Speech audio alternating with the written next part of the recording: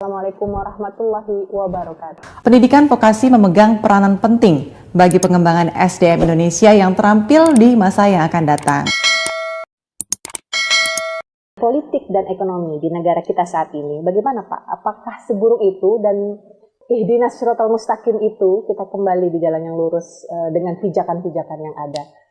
Ada tiga masalah besar umat Islam itu. Satu, kemiskinan. Dua, kebodohan. Tiga, perpecahan. Bahasa sederhananya kalau kita melihat situasi Indonesia masuk ke dalam skenario pecah belah adu domba. Pembahasan kita ini punya dua dalil.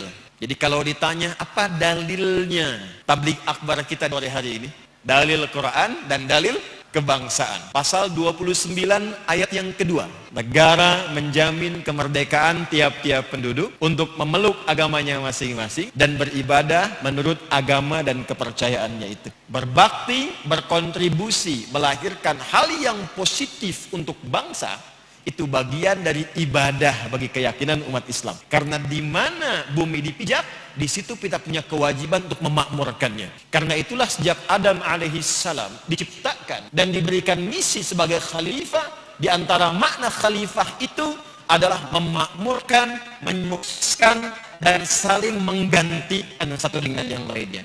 Di mana kerja khalifahnya? Maka kembali ke Quran surah kedua Al-Baqarah di ayat ke-30. Wa idh qala rabbuka lil malaikati inni ja'ilu fil ardi khalifah. Apa itu ardun? Jadi setiap kita masih berpijak, dimanapun kita berpijak, maka berlaku hukum syariat yang menyesuaikan dengan tempat yang kita pijak. Nah, karena kita sekarang umumnya berada di bumi dan tidak mungkin kita memijak bumi semuanya, maka di tempat yang kita pijak itu yang kita makmurkan. Karena itu warga Indonesia punya kewajiban memakmurkan Indonesia. Anda penduduk Bogor harus berkontribusi memakmurkan dan memajukan Bogor. Saya tinggal di Bekasi harus punya kewajiban untuk memajukan dan Bekasi. Dan puncaknya adalah nilai kebangsaan, yaitu Indonesia. Jadi kalau kita kemudian kaitkan dengan nilai-nilai keislaman, maka kita bisa simpulkan tidak ada pertentangan antara ajaran-ajaran Islam dan dasar-dasar kenegaraan kita. Jadi jangan pernah dipertentangkan, ya. Ada yang pernah ditanya begini, Pak, bagaimana hubungannya antara Pancasila dengan syariat? Maka jawabannya, hubungannya baik-baik saja. Tidak ada masalah. Dasar Qur'annya ini yang akan kita kaji. Bismillah, kita mulai dari sisi kebahasaan. Apa itu makmur? Beliau tadi sudah mendefinisikan dengan tinjauan ekonomi, sekarang kita bawa ke tinjauan bahasa dulu. Makmur itu kan dari bahasa Arab, ya. Dari kata amara ya'muru. Menjadi umran secara majazi, menjadi amranan secara hakiki dalam bentuk material, maddah, fisikal. Menjadi makmuran dari segi sifat dan karakteristik. Asal kata makmur dari kata amara itu sejatinya punya tiga makna dasar dalam bahasa Arab. Satu, bisa berarti segala yang melahirkan manfaat. Saya ulang, ya. Segala yang melahirkan manfaat. Itu makna pokoknya. Jadi kalau kita tarik kemudian dengan sifat makmur, artinya sesuatu dipandang makmur itu bila asas pertamanya dia memiliki nilai manfaat bagi orang-orang yang hadir, ya, di sekitarannya atau hadir mendapatinya. Contoh begini, masjid ini itu sifatnya di Al-Quran disifati dengan sifat makmur. Buka Quran surah ke-9 At-Taubah di ayat ke-18. Innama ya'muru masajidallahi man amana billahi wal yawmil akhiri wa aqamas salata wa ataz zakata wa lam yakhsha illallaha fa'asa ulaika ay yakunu minal muhtadin. Jadi ketika masjid disebut makmur, itu ukuran pertamanya bukan rame. Kalau yang rame banyak, di pasar rame, di stadion ramai. Kapan masjid itu disebut makmur? Bila di dalam masjid itu ada program-program, kegiatan-kegiatan yang dirasakan bermanfaat untuk umat.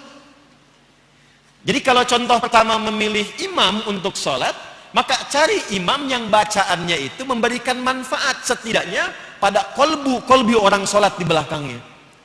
Cari bacaan yang membuat jamaah itu khusyuk, membuat nikmat dalam sholat, meningkatkan iman. Karena sifat iman sejati itu diantaranya ketika dibacakan Quran, ada getaran dalam jiwanya. Ingat, bukan nengok ke belakang lihat jamaah ada getaran, itu bukan iman namanya. Quran surah ke-8 ayat kedua, innamal mu'minuna alladzina idza dzukirallahu wajilat qulubuhum wa idza tuliyat alaihim ayatuhu zadatuhum iman wa ala rabbihim yatawakkalun. Jadi kalau dibacakan ayat-ayat Allah, tugas imam kan membacakan ayat-ayat Allah. Ketika dibacakan, ada sentuhan ke jiwa. Iman meningkat, terbawa khusyuk suasananya, terbangun hubungan kedekatan dengan Allah Subhanahu wa ta'ala. Maka itu yang disebut dengan fungsi masjid bernilai kemakmuran di dalamnya. Sekarang kita mengaji, belajar, ta'lim. Maaf kalau itu mengajar, ta'allum itu belajar. Jadi kalau Anda ditanya, mau kemana? Mau ta'lim dengan Pak Syafi'i. Nah, itu artinya Anda yang ngajar. Kita pulang. Sifat belajar ini di Quran, jikapun dilakukan di masjid, itu tidak lekat, tidak jauh, selalu melekat dengan kata makmur tadi. Maka ketika sifat belajar kita dan mengajar disifati oleh Quran, disebut tempatnya dengan majlis. Dijamakkan dengan majalis, dan yang terangkat itu selain pengetahuan itu iman. Buka Quran surah 58 ayat 11 itu. Ya ayyuhalladzina amanu idza qila lakum tafassahu fil majalis. Apa itu majalis? Majalis itu jamak dari kata majlis. Asalnya dari kata jalasa. Jalasa yajlisu julusan, wajilsatan, wajalsatan. Kalau duduk, di Arab itu punya dua kosakata kekinian. Ada qa'ada, qaf, ain dan dal. Ada jalasa.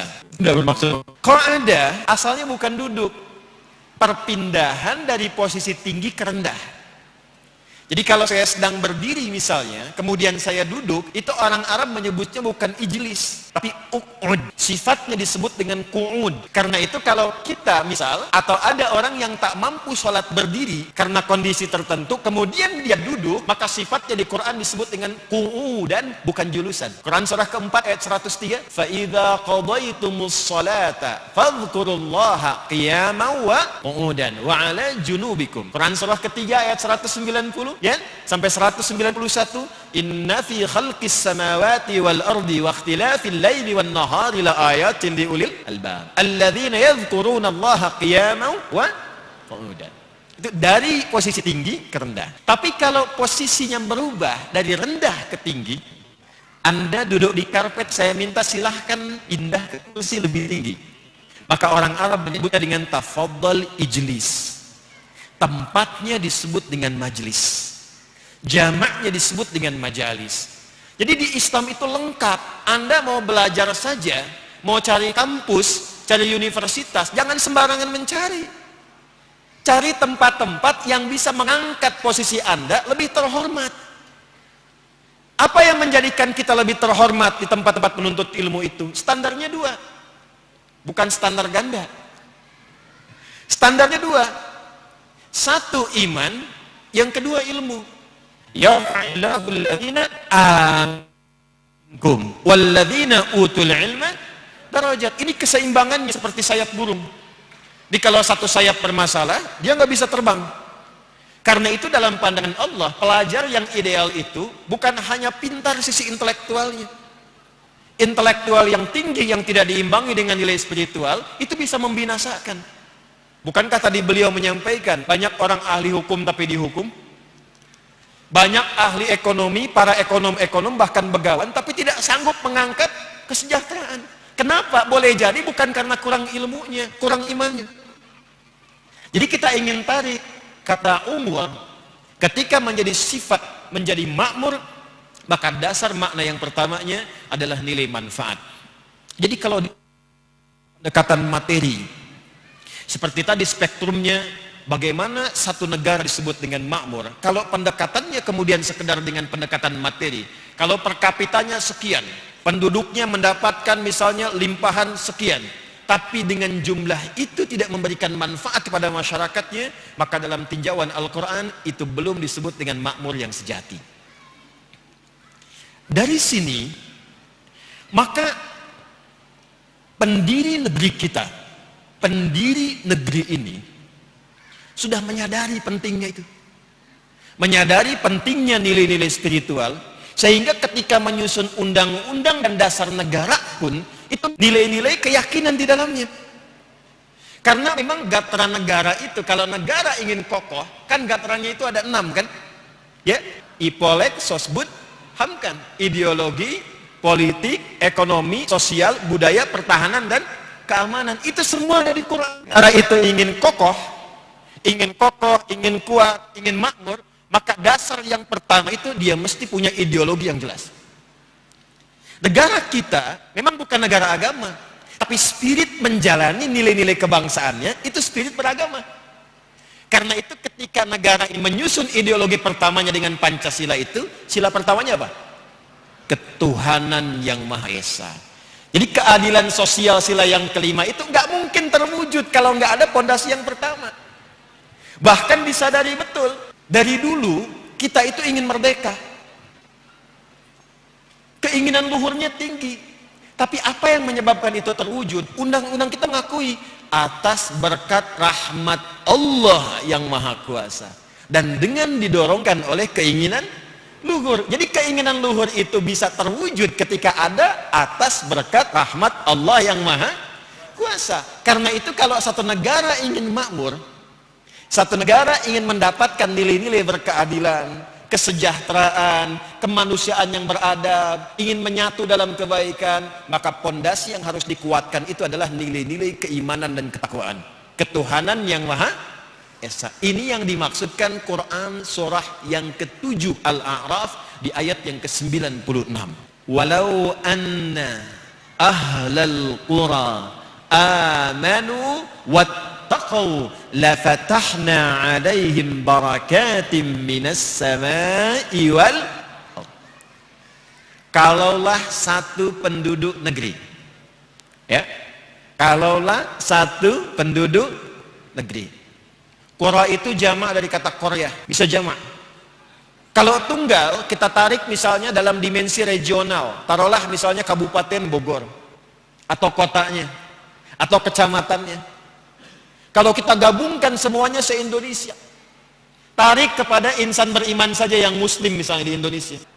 Ada orang Arab Badui dari padang pasir, Quran surah ke-49 ayat ke-14. Datang kepada Nabi SAW, dia ingin mengatakan kami telah beriman yang sejati. Qalatil a'rabu amanna. Karena masalah iman ini masalah hati, dan yang menguasai itu hati itu hanya Allah, maka Nabi mengonfirmasi petunjuk langsung dari Allah sampai turun berita, qul, viralkan Muhammad SAW, katakan, lam tu'minu, kalian belum menjadi mukmin. Walakin qulu aslamna, kalian baru menjadi muslim. Walamma yadkhulul imanu fi qulubikum, sementara iman yang diucapkan dua kalimat syahadat itu belum sampai ke dalam jiwanya. Karena itu kalau sudah sampai ke dalam jiwa, dia punya dua ciri. Satu, ada getaran dalam jiwa yang mengonfirmasi iman. Getaran ini itu oleh Allah diminta kepada kita untuk dipastikan dalam setiap pergantian waktu setiap hari. Subuh berganti siang, siang berganti sore, sore berganti maghrib, maghrib berganti isya. Karena ada orang yang paginya kata Nabi beriman, itu sorenya bisa kufur. Karena itu setiap pergantian waktu diperdengarkan kalimat-kalimat yang minta direspon oleh iman yang sudah sampai ke dalam jiwanya. Itu yang dimaksud di Quran surah ke-8 ayat kedua. Innamal mu'minuna alladzina idza dzukirallahu wajilat qulubuhum. Jadi kalau disebutkan nama Allah, ada getaran di hatinya. Kapan disebutkan? Lewat suara azan. Allahu akbar, Allahu akbar. Pernah enggak begini? Ketika di Masjid Andalusia ada azan, Allahu akbar, Allahu akbar, hati kita mengatakan, cepat, siap-siap, sudah azan. Pernah begitu? Nah, itu konfirmasi pertama bahwa iman sudah ada dalam jiwa. Nanti tingkatnya bisa beragam. Kalau selesai adzan la ilaha illallah, baru adzan, belum qomat. Itu pertandanya lemah. Jadi kalau sudah masuk ke dalam jiwa, ke dalam diri kita, nanti cahaya iman yang ada dalam jiwa itu akan memancarkan transmisi kepada seluruh bagian tubuh kita. Hadanallahu wa iyyakum ila dinil haq. Billahi taufiq wa hidayah. Assalamualaikum warahmatullahi wabarakatuh. Takbir. Takbir. Takbir. Karin mohon undur diri. Subhanakallahumma wa bihamdika asyhadu an la ilaha anta astaghfiruka wa atubu ilaik. Billahi taufiq wal hidayah. Wassalamualaikum warahmatullahi wabarakatuh. Waalaikumsalam warahmatullahi wabarakatuh. Terima kasih. Wassalamualaikum warahmatullahi wabarakatuh.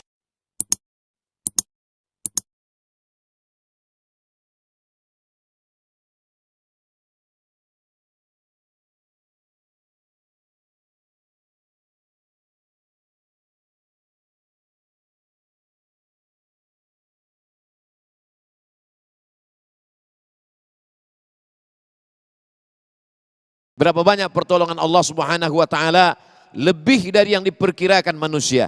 Maka gantungkanlah harapan kepada Allah, tapi dengan syarat ikhtiar dulu. Aku lepaskan ontaku ini lalu aku masuk ke masjid, atau aku tambatkan dulu ke pohon kayu. Kata Nabi, iqilha wa tawakkal. Tambatkan dulu, setelah itu barulah engkau bertawakal kepada Allah. Fa idza azamta, kalau kau sudah bertekad, kalau sudah berusaha, gunakan potensi dirimu, pakai akalmu, pakai pikiranmu, pakai anggota tubuhmu, fatawakkal 'ala Allah. Bertawakallah kepada Allah. Allah akan berikan min haitsu la yahtasib, di luar dari ekspektasi, jauh dari yang kau perkirakan. Wallahu a'lam. Astaghfirullahalazim, astaghfirullahalazim, astaghfirullahalazim. Alladzi la ilaha illa huwal hayyul qayyum wa atubu ilaih. A'udzu billahi minasyaitonir rajim. Bismillahirrahmanirrahim. Alhamdulillahi rabbil alamin wassalatu wassalamu ala asyrafil anbiya'i wal mursalin sayyidina wa maulana Muhammad wa ala alihi wa sahbihi ajma'in. Rabbana 'alaika tawakkalna, kepada Engkau kami bertawakal ya Allah. Wa ilaika anabna, kepada Engkau kami berserah diri ya Allah. Wa ilaikal masir, kepada Engkau kami semua akan kembali ya Allah. La tada' lana fi maqamina hadza wa fi sa'atina hadhihi dzamban illa ghafartah. Pada saat waktu yang mulia ini maka ampunkanlah kami dari segala dosa-dosa. Wala aiban illa satartah, tutuplah segala aib, cacat, kekurangan diri kami di hadapan manusia, di hadapanmu nanti ya Allah. Wala musafiran illa wasaltah, saudara kami yang musafir dalam perjalanan kebaikan, sampaikanlah ke tujuannya dengan selamat ya Allah. Wala maridan illa syafaitah, saudara kami yang kau uji dengan penyakit, angkat penyakitnya, sehatkan ya Allah. Wala mayyitan illa rahimtah, saudara kami yang sudah mendahului kami meninggal dunia, lapangkanlah kuburnya, ampunkan segala silap salah dosanya ya Allah.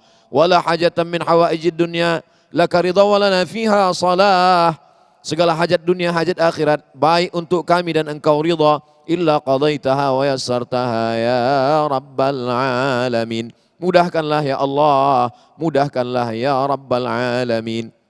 Rabbana hab lana minas salihin, jadikan anak kami anak-anak yang saleh dan salihah, min huffazil Quran wal hafizat, menjadi para penghafal Quran, minal mujahidina fi sabilika bi amwalihim wa anfusihim, mereka akan berjuang menolong agamamu dengan harta dan nyawa mereka ya Allah.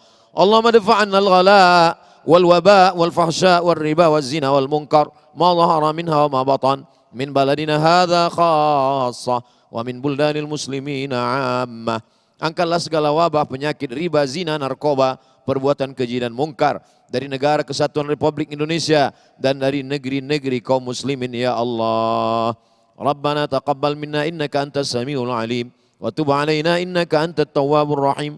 Rabbana atina fid dunya hasanah wa fil akhirati hasanah wa qina adzaban nar. Wa sallallahu ala sayyidina wa maulana Muhammad wa ala alihi wa sahbihi wa sallam. Walhamdulillahi rabbil alamin.